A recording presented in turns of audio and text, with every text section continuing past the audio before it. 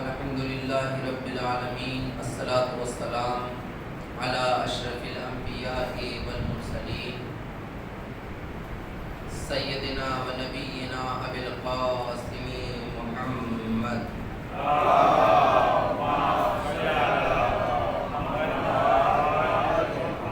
وعلى أهل بيته الطيبين الطاهرين المعصومين المنتخبين المنتجبين ولعنة الدائمة على أعدائهم وغاصب حقوقهم ومنكر فضائلهم أجمعين. أما بعد فقد قال علي عليه الصلاة والسلام: شيعتنا المتبازلون في ولايتنا والمتحابون في مودتنا والمتزاورون فی احیاء امرنا. صلوات بر محمد و آل محمد.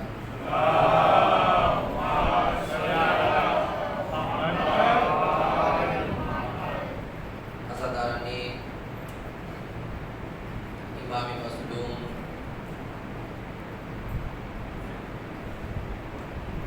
امام علی اپنے شیعوں کا تعارف کراتے ہوئے ارشاد فرما رہے ہیں کہ ہمارے شیعہ وہ نہیں ہیں کہ جو اپنی زبان سے کہیں کہ ہم شیعہ ہیں، بلکہ ہمارے شیعہ وہ ہیں کہ جن کے اندر وہ صفتیں پائی جاتی ہوں کہ جو ہم بیان کر رہے ہیں۔ آج کی یہ شب مصیبت کی عظیم ترین شب ہے۔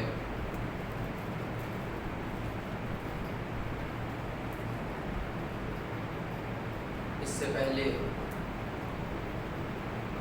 مصائب چند باتیں معتبانہ آپ کی خدمت میں مولا کے جبروں کے ذہن میں بیان کرنا چاہتا ہوں کہ مولا اپنی شیعوں کا تعارف کرا رہے ہیں کہ ہمارے شیعوں کی پہلی صفت یہ ہے کہ المتبادلون فی ولایتنا۔ ہماری شیعہ وہ ہوتی ہیں کہ ان کے پاس جو کچھ ہو، جب ہماری ولایت تقاضا کرے تو وہ سب کچھ قربان ہو۔ ہماری ولایت کی راہ میں سب کچھ قربان کرنے والے کو شیعہ کہا جاتا ہے۔ ولایت کا تحفظ جس چیز کی قربانی کا سوال کر رہا ہو اور پھر انسان اس چیز کو قربان نہ کرے تو وہ سب کچھ ہو سکتا ہے، علی کا شیعہ نہیں ہو سکتا۔ کل میں نے آپ کے سامنے اس کی چند مثالیں دی تھی۔ خود ایک جناب حجر کی مثال دی کہ جناب حجر نے ولایت کے تحفظ کے لیے کہ بیٹا ولایت کے اوپر باقی رہے، اپنے سے پہلے اپنے بیٹے کی قتل کی وصیت کی کہ میرے سامنے میرے بیٹے کو قتل کیا جائے، شہید کیا جائے۔ تو پہلی صفت جو کچھ ان کے پاس ہے وہ ہماری ولایت کے تحفظ میں قربان کرتے ہیں۔ اگر دولت کا تقاضا ہے کہ دولت قربان کی جائے تو دولت کو قربان کریں، اگر وقت کا تقاضا ہے اولاد کو قربان کیا جائے تو اولاد کو قربان کریں، اگر وقت کا تقاضا یہ ہے کہ نہ دولت قربان کی جائے، نہ اولاد قربان کی جائے، نہ کوئی اور چیز قربان کی جائے، بلکہ ان کے ہاتھوں میں جو چھوٹے چھوٹے بچے ہیں جو کل ہمارے شہدائی ہماری ولایت کے ماننے والے ہوں گے، ان کی تربیت کا مرحلہ ہے تو ان کی تربیت کا بہترین انتظام کریں، یہی ولایت کا تقاضا ہے۔ دوسری صفت امام نے بیان کی المتحابون فی مودتنا، ہمارے شیعہ وہ ہیں کہ جن کی محبت اور دشمنی کا معیار، جن کی محبت اور دوستی کا معیار ہماری محبت ہے۔ وہ اس سے محبت کرتے ہیں کہ جو ہم سے محبت کرتا ہے، وہ اس سے نفرت کرتے ہیں کہ جو ہم سے نفرت کرتا ہے۔ وہ اس کو دوست رکھتے ہیں جو ہم کو دوست رکھتا ہے، اور وہ اس کو دشمن رکھتے ہیں کہ جو ہم کو دشمن سمجھتا ہے۔ تو ہماری دوستی کا معیار، شیعوں کی دوستی کا معیار محبت اہل بیت ہے، مودت اہل بیت ہے۔ جہاں پر محبت اور مودت اہل بیت ہو، ان سے محبت کرنا ضروری ہے، اور جہاں پر اہل بیت سے نفرت ہو، ان سے دشمنی کرنا ضروری ہے۔ یہی ہے تولا اور تبرا۔ تولا اہل بیت کے چاہنے والوں اور اہل بیت سے محبت کا نام ہے، تبرا اہل بیت کے دشمنوں سے نفرت کا نام ہے۔ میں آپ کے سامنے ایک جملہ کہہ کر، اگر آپ محسوس کر سکتے ہو، دنیا ہمارے اوپر یہ اعتراض کرتی ہے کہ ہم صحابہ کرام کو نہیں مانتے۔ جھوٹا ہے وہ انسان کہ جو یہ کہتا ہے کہ ہم صحابہ کو نہیں مانتے۔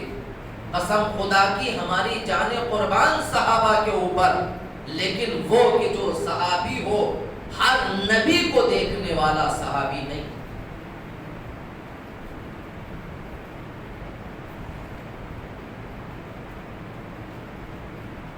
میں آپ سے ایک سوال کرنا چاہتا ہوں۔ قرآن مجید نے اعلان کیا، رسول کے ایک چچا کا تذکرہ کیا، تبت یدا ابی لہب،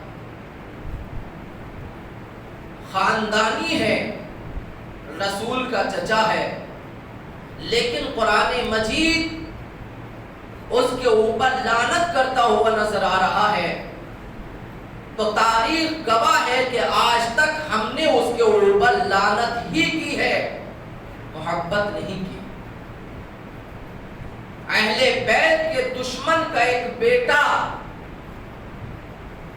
کہ جس نے علی سے محبت کی، علی کی راہ میں جان قربان کی، تو خود ہم کیا، علی نے کہا کہ محمد کو فلاں کا بیٹا نہ سمجھنا، محمد ہمارا بیٹا ہے، میرا بیٹا ہے، محمد ابن ابی بکر۔ تو ایک باپ کی دو اولادیں ہیں، لیکن ایک بیٹا ہے کہ علی کی راہ میں قربان ہو رہا ہے۔ اور کیا محبت تھی علی سے اور اولاد علی سے کہ علی کی راہ میں وہ موت دی ہے، دشمنوں نے ایسے شہید کیا ہے کہ جو ہر ایک کو نصیب نہیں ہوتی۔ زندہ کھال میں جلا دیا گیا ہے جناب محمد ابن ابی بکر کو۔ آسان نہیں ہے۔ محمد ابن ابی بکر وہ ذات کہ جو اپنی بہن کے مقابلے پر علی کی جانب سے آیا، اعلان کر رہا تھا میری محبت کا معیار نسل نہیں ہے، محبت علی ہے۔ اب محبت علی کے مقابلے پر جو بھی ہوگا محمد اس کے سامنے جائے گا۔ تو ہماری محبت کا معیار، شیعوں کی محبت کا معیار اہل بیت سے محبت ہے۔ جناب سلمان فارسی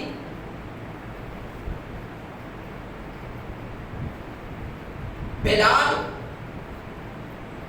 یہ وہ عظیم شخصیتیں ہیں کہ جن کا اہل بیت کے گھرانے سے کوئی تعلق نہیں ہے، لیکن اگر پیغمبر نے کہا ہے کہ سلمان منا اہل البیت، تو ہم بھی سلمان کے سامنے سر جھکائے ہوئے ہیں۔ اگر جناب بلال کو پیغمبر نے بلندی کے اس جگہ پر پہنچایا ہے کہ جہاں پر عرب کا کوئی انسان نہیں پہنچا، تو پھر ہم نے بھی بلال کو اسی مقام پر رکھا ہے۔ تو شیعوں کی محبت کا معیار اہل بیت سے محبت ہے۔ اور تیسری صفت مولا نے ارشاد فرمائی، المتزاورون فی احیاء امرنا. بس یہ آخری بات کہہ رہا ہوں چونکہ آج مجھے مسائل زیادہ پڑھ رہے ہیں ورنہ اور بہت سی باتیں کہنا چاہتا ہوں. کہ ہمارے شیعوں کی ایک صفت یہ ہے کہ وہ جب بھی ایک دوسرے سے ملتے ہیں ملاقات کرتے ہیں ان کی زیارت کے لیے جاتے ہیں تو ان کی ملاقات کا مقصد ان کی زیارت کا مقصد ایک دوسرے سے ملنے کا مقصد ہے ہمارے امر کو زندہ کرنا. جہاں پر ضرورت ہے ہماری احادیث کو بیان کیا جائے جب وہ بیٹھتے ہیں تو ہماری احادیث کو بیان کرتے ہیں. اور آج کے شب کے بارے میں صاحب مفاتیح الجنان یہ تحریر فرماتے ہیں کہ آج کی شب علوم آل محمد کو سیکھنا اور ان کے اوپر غور و فکر کرنا مباحثہ کرنا سب سے بڑی عبادت ہے.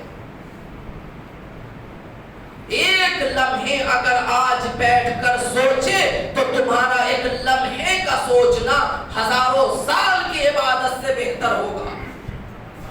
لیکن غور کرو کہ تم ہو کیا اور کہاں پر بیٹھے ہو, تم کو خدا نے کیا مقام عطا کیا ہے.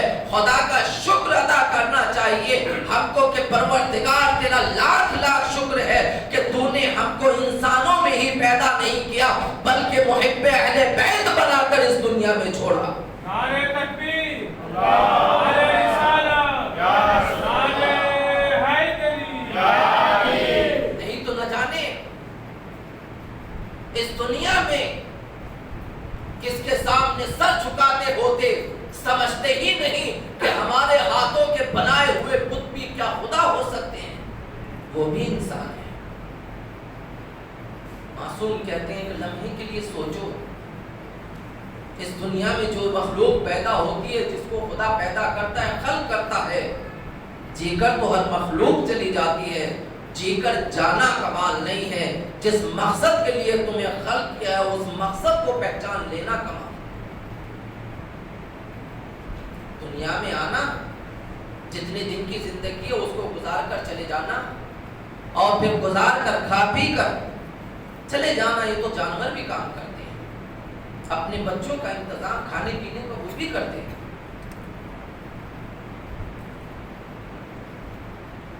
ہر مخلوق میں خدا بند عالم نے جو سی روح ہے ساتھ وہ ولد جن کے اندر پائی جاتی ہے ان کے ماں باپ کے اندر خدا بند عالم نے یہ جذبہ رکھا ہے کہ جب تک ان کے بچے خود سے کھانے کمانے کے لائق نہیں ہو جاتے ہیں تب تک وہ ان کا انتظام کرتے ہیں. لیکن جہاں پر ضرورت نہیں ہے وہاں پر وہ اس کا انتظام نہیں کرتے. چھوٹے سے چھوٹا پرندہ, چھوٹے سے چھوٹا جانور, اور جہاں پر وہ نہیں پہنچ پاتا جب تک اس کی زندگی ہے خدا اس کے رزق کا انتظام کرتا ہے. بات آ گئی تو میں خدمت میں آپ کی پیش کرتا ہوں. جناب موسیٰ علیہ السلام کے زمانے میں صلوات محمد والے محمد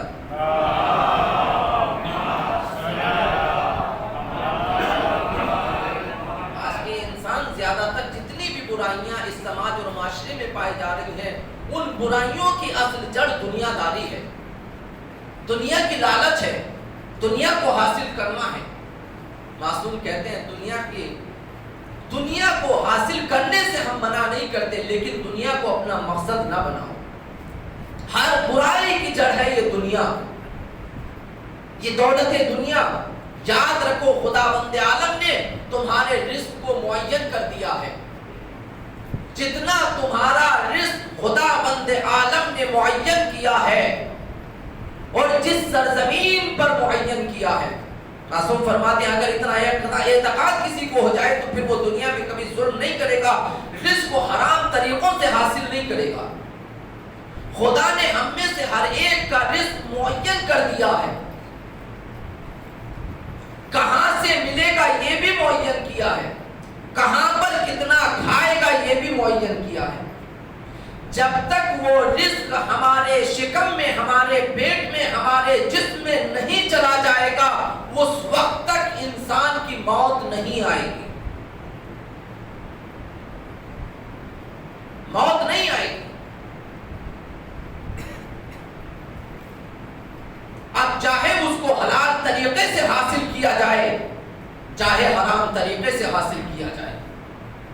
مولا کائنات امیر المومنین علی بن ابی طالب علیہ الصلوۃ والسلام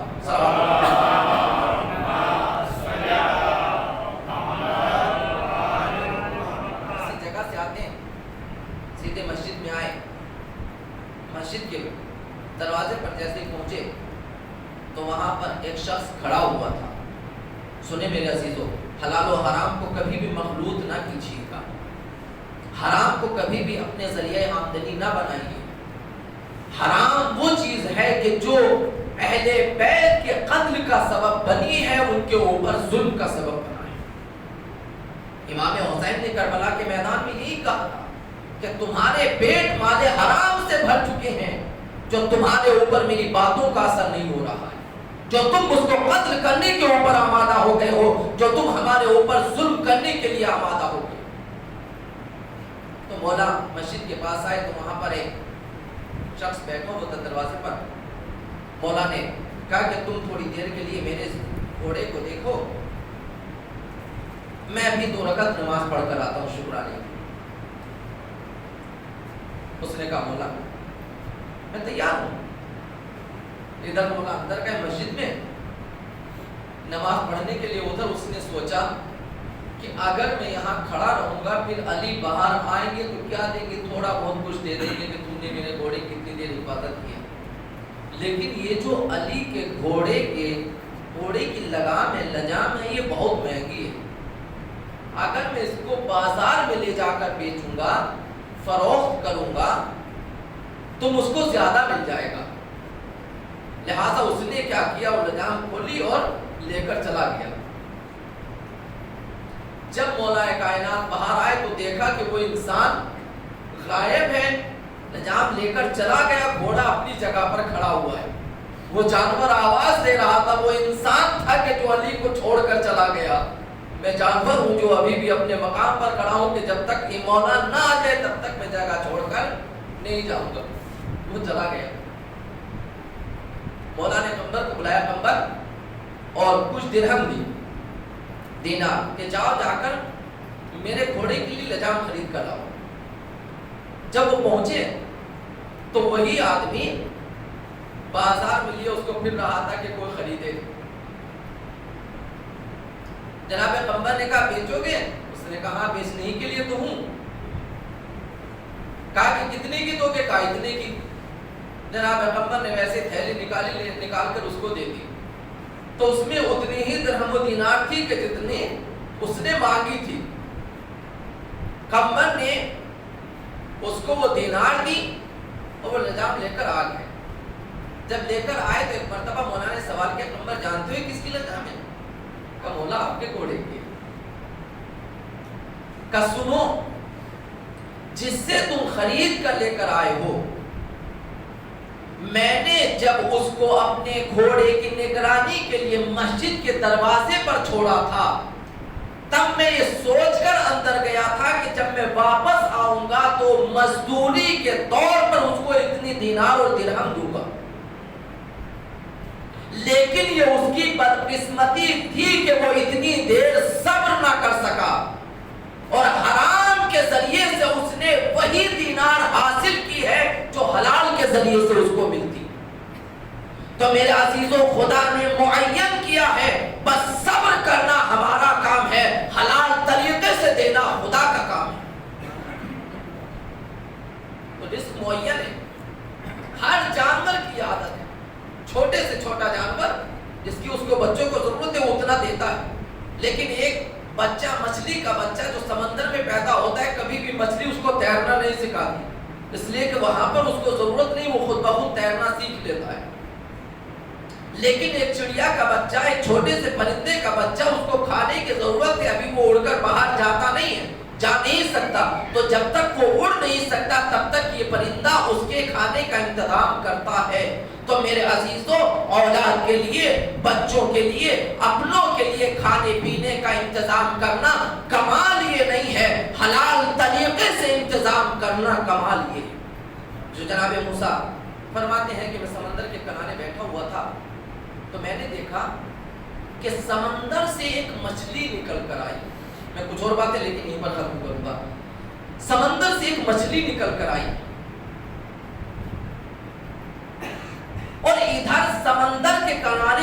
خشکی تک ایک چیونٹی آئی چھوٹی، اس کے منہ میں کچھ غذا تھی، وہ مچھلی سمندر سے نکلی، سمندر کے اس کنارے پر خشکی پر اپنا لا کر منہ رکھا، اور منہ رکھ کر جیسے اس نے اپنا منہ کھولا یہ چیونٹی فوراً اس کے منہ میں چلی گئی، اور اس مچھلی نے پھر ڈبکی لگائی، پھر سمندر میں دریا میں اندر۔ جناب موسیٰ وہاں بیٹھے ہوئے تھے، تھوڑی دیر کے بعد کیا دیکھا کہ پھر وہی مچھلی واپس آتی ہے، سمندر کے کنارے آئی، پھر اس نے اپنا منہ کھولا اور وہ چیونٹی اس کے منہ سے نکلی اور پھر خشکی میں چلنے لگی۔ جناب موسیٰ نے اس کو روکا،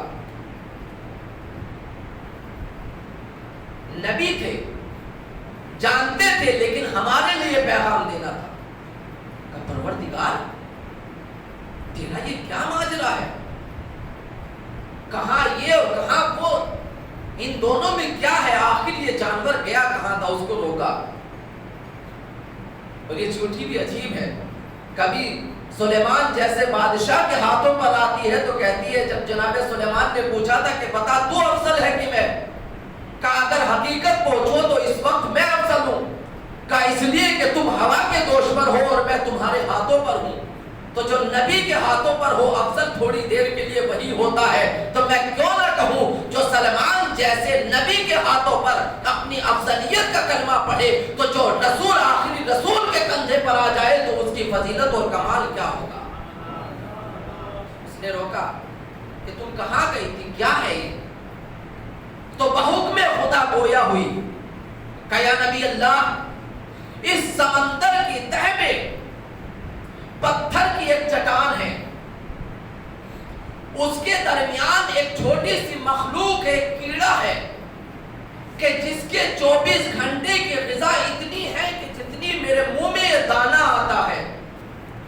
سمندر کے اندر خدا بند عالم نے اس مچھلی کی ذمہ داری رکھی ہے کہ وہ وہاں سے نکل کر یہاں تک آئے، سمندر سے باہر میری ذمہ داری ہے کہ میں یہاں سے غذا لے کر وہاں تک جاؤں، اور پھر جا کر اس جانور کو کھلا کر پھر واپس آ جاؤں۔ تو میرے عزیزو یاد رکھو، جو خدا بند عالم سمندر کی تہ میں رہنے والے اس چھوٹے سے جانور کو فراموش نہیں کرتا، وہ ہم جیسی افضل المخلوقات کو کیسے فراموش کر سکتا ہے؟ کہ پھر ہم حلال و حرام کو ایک کر دیں، ہم نہ حلال کا تصور کریں نہ حرام کا تصور کریں۔ نہیں میرے عزیزو، ہم سے میرا مولا یہی چاہتا ہے کہ دیکھو تمہاری محبت ہمارے لیے ہونا چاہیے، تمہارے بیٹھنے کا مقصد، تمہارے جمع ہونے کا مقصد ہمارے امر کو زندہ کرنا ہونا چاہیے۔ بس ایک حدیث پڑھ رہا ہوں اور اس کا ترجمہ امام جعفر صادق علیہ السلام ارشاد فرماتے ہیں، صلوات اللہ محمد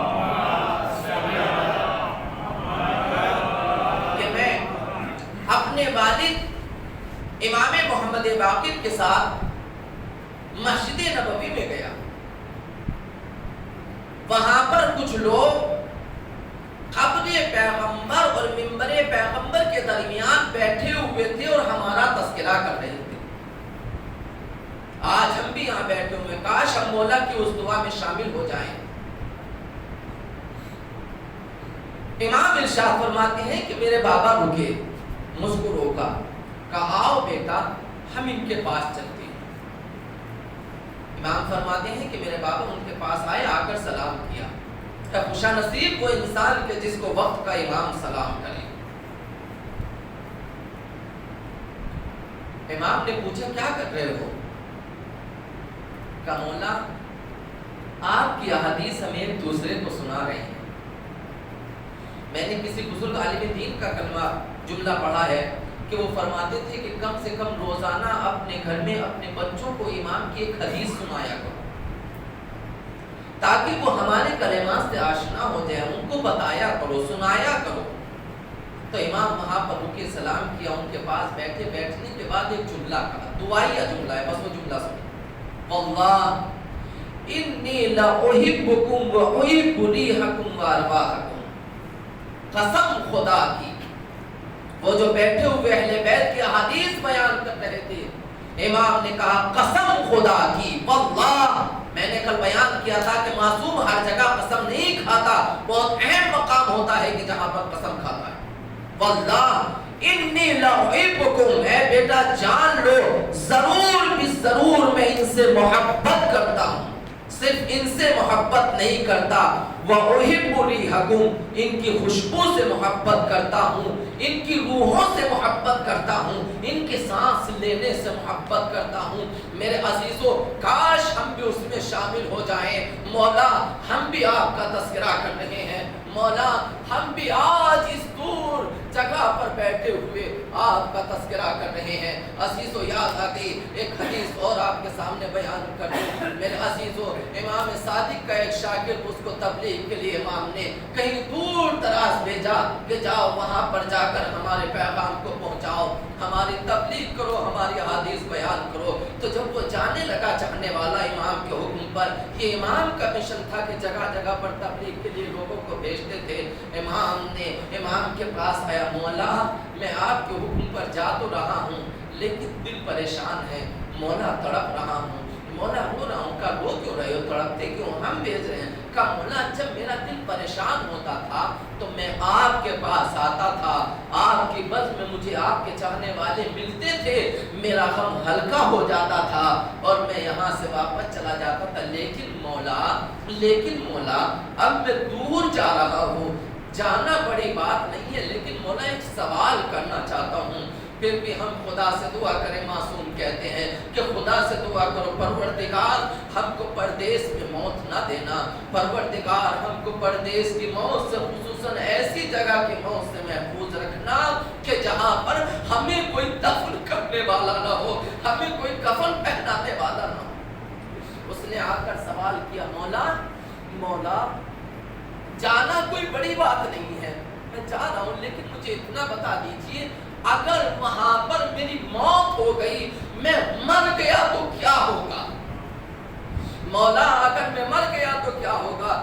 مولا نے ایک حدیث ارشاد فرمائی کہ اگر تمہارے اندر ایک صفت ہوگی تو تم وہاں تنہا نہیں مرو گے، بلکہ جب وہاں سے اٹھائے جاؤ گے تو تم ایک امت کی شکل میں اٹھو گے۔ امام نے ارشاد فرمایا، معصوم کی حدیث پڑھ کر ثواب حاصل کرنا چاہتا ہوں۔ معصوم نے کہا حشرت امتم وحدک، تم وہاں پر تنہا مرو گے لیکن تنہا نہیں رہو گے، پوری امت ہوگی، لیکن یاد رکھنا تب تم پوری امت بن کر اٹھو گے جب تم میرے اس خواہش کے اوپر عمل کرو گے۔ کہ مولا وہ خواہش کا ہے، کہ خواہش ہے تذکرو امرنا وتدعو الیہ، تم ہمارے امر کا ذکر کرنا، ہماری حدیث کو بیان کرنا، ہماری محبت کو رائج کرنا اور اس کی طرف لوگوں کو بلانا۔ اگر تم نے ہماری محبت کے لیے لوگوں کو بلایا تو یاد رکھنا تم تنہا نہ مرو گے، پوری امت بن کر اٹھو گے۔ ہاں مولا آج ہم بھی پردیس میں ہیں، مولا آج ہم بہت دور ہیں عزیزو، ہم تو آپ نے تو ابھی بہت کچھ کھایا ہے، صحت ہے، خدا کا فضل ہے، پانی پیا سب کچھ، لیکن آج کی سب شرح سوچو یہ علی کی آخری شب ہے۔ عزیزوں میں مسائل تفصیلی پڑھنا چاہتا تھا لیکن وقت ہو گیا ہے اس لیے بہت کم، لیکن چند فقرے کہنا چاہتا ہوں۔ یاد رکھیے آپ میں سے ہر کوئی کھائے پیے ہے، لیکن ذرا سوچو اس گھر کا تصور کرو کہ جس گھر میں ان کا باپ زخمی حالت میں پڑا ہو، بچوں کا کیا حال ہوگا۔ اللہ کوئی زینب کے دل سے جا کر پوچھے جب زینب نے روزہ افطار کیا ہوگا تو کیا کچھ کھایا؟ علی میرے عزیزوں مقاتل میں نے دیکھا کہ آج کا دن یہ پورا زینب بار بار پردہ اٹھاتی تھی گھر کا، اپنے باپ کے زخم کو دیکھتی تھی، باپ کو پڑا ہوا دیکھتی تھی، تڑپ کر رہ جاتی تھی۔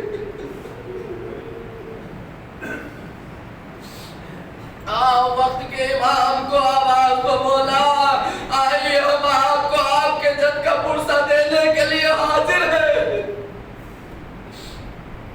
عزیزوں تاریخ نے یہ بتایا، جملہ سنے انشاءاللہ خدا ان آنکھوں پر ان آوازوں پر رحم کرے کہ جو غم آل محمد میں روتے ہیں۔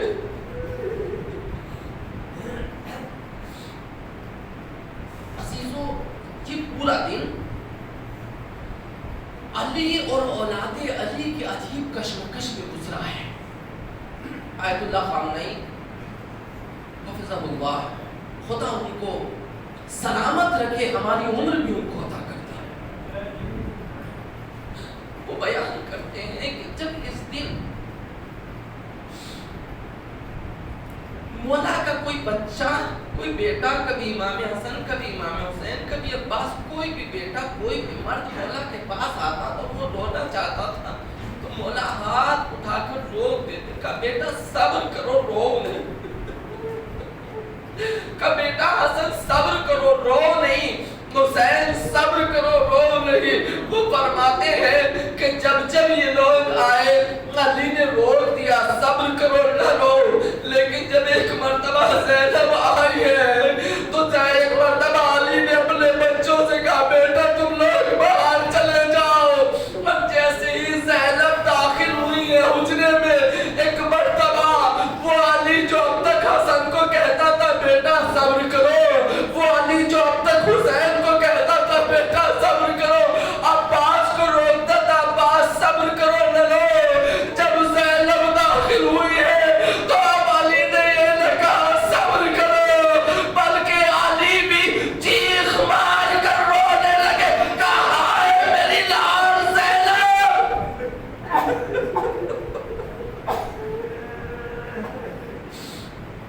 عزادارو یہ شب عجیب و غریب شب ہے. جب یہ شب پوری ہوگی تو علی اپنے بیٹے حسن سے وصیت کرے گا. وہ عجیب و غریب وصیت ہے، لیکن جملہ سنیں. جب زینب علی کے پاس آئی، علی نے اپنے قریب بلایا، کہا میری لال آجا میرے سرانے بیٹھ جاؤ.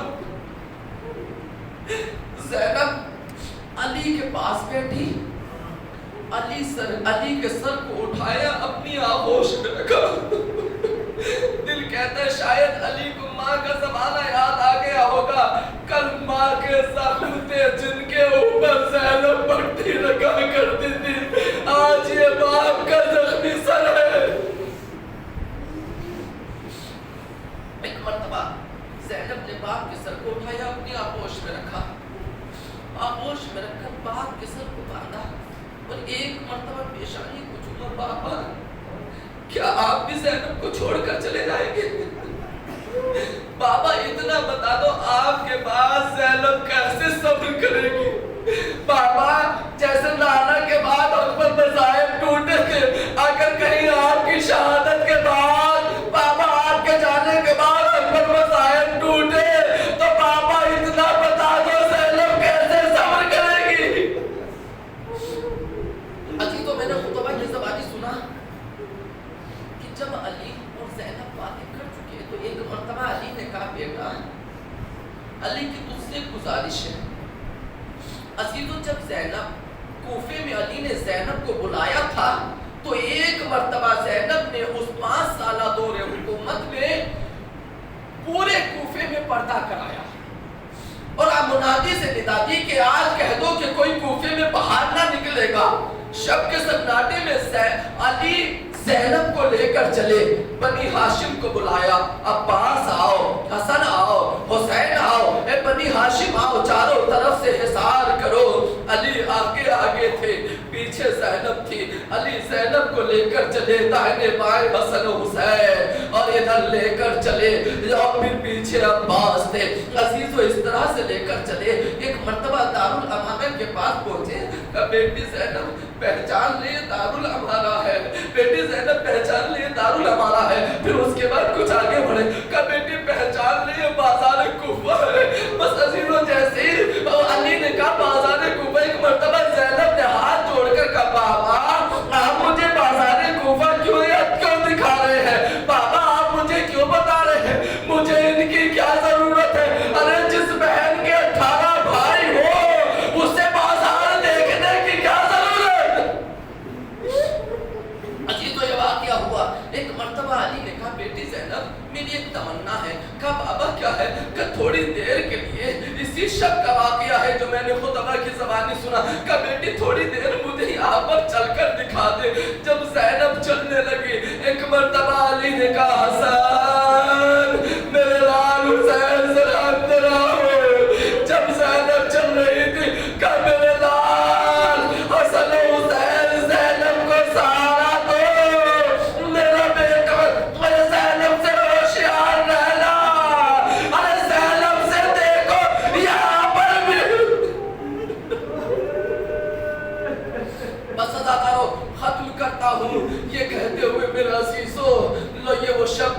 کہ علی نے وصیتیں کر دی.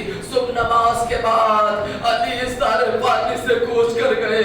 حسن و حسین نے بابا کے جنازے کو غسل دیا. ہاں عزیزو، آج کی شب نہیں، یہ کل کی شب میں دفن ہوگا. پتا ہے علی کا جنازہ بڑی مظلومی کے ساتھ اٹھا ہے. 40 تابوت بنائے گئے تھے.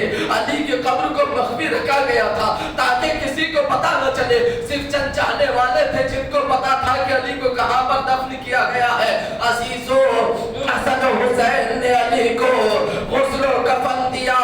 میرے عزیزو، علی کی وصیت تھی میرے لال مجھے مخفی طور پر دفن کرنا.